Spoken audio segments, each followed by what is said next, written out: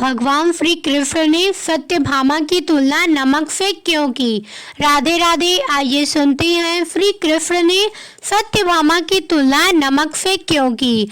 भगवान कृष्ण की 8 पत्नियां थी और इन सभी में सबसे सुंदर सत्यभामा थी। कृष्ण जी अपना अधिकांश वक्त उन्हीं के साथ बिताया करते थे। कहते हैं कि सत्यभामा को अपनी सुंदरता पर बहुत घमंड था। एक बार उन्होंने कृष्ण जी से पूछा, मैं आपको कैसी लगती हूँ? तब भगवान कृष्ण ने उनसे कहा, तुम मुझे नमक जैसी लगती हो। यह सुनकर सत्यभामा को कृष्ण जी के ऊपर गुस्सा आया और बोली, आपको इस संपूर्ण विश्व में मेरी तुलना करने के लिए और कोई पदार्थ नहीं मिला।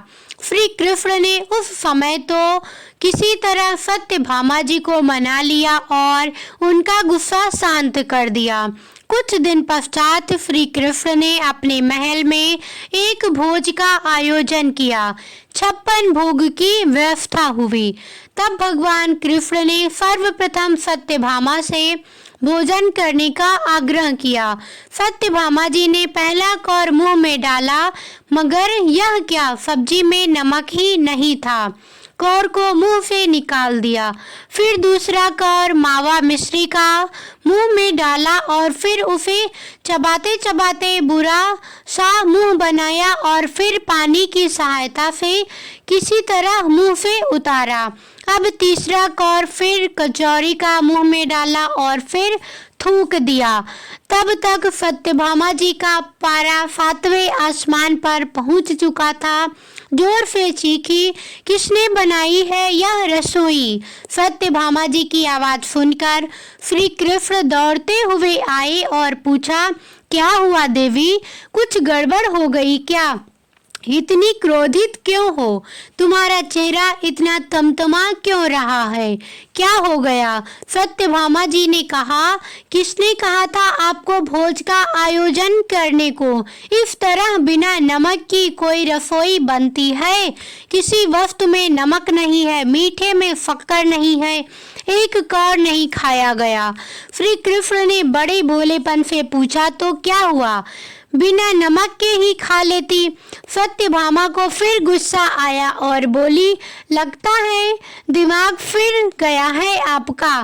बिना शक्कर के मिठाई तो फिर भी खाई जा सकती है, मगर बिना नमक के कोई भी नमकीन वस्तु नहीं खाई जा सकती है।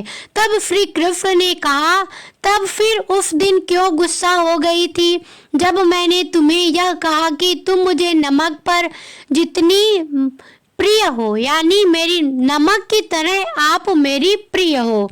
अब सत्यभामा जी को सारी बात समझ में आ गई कि यह सारा वाक्य उन्हें समझाने के लिए किया गया था और तब उन्हें समझ आया कि कृष्ण जी उनसे कितना प्रेम करते हैं। इस कहानी का मर्म यह है कि स्त्री जल की तरह होती है, जिसके साथ मिलती है उसका ही गुण अपना लेती है। स्त्री नमक की तरह होती है जो अपना अस्तित्व मिटाकर भी अपने प्रेम प्यार तथा आदर सत्कार से परिवार को ऐसे बना देती है। यह थी संपूर्ण कथा। कैसी लगी वीडियो कमेंट करके जरूर बताना और कमेंट में हरे कृष्णा लिखना मत भूलना और वीडियो पसंद आई हो तो एक छोटा सा कमेंट करके जरूर बताना। धन्यवाद।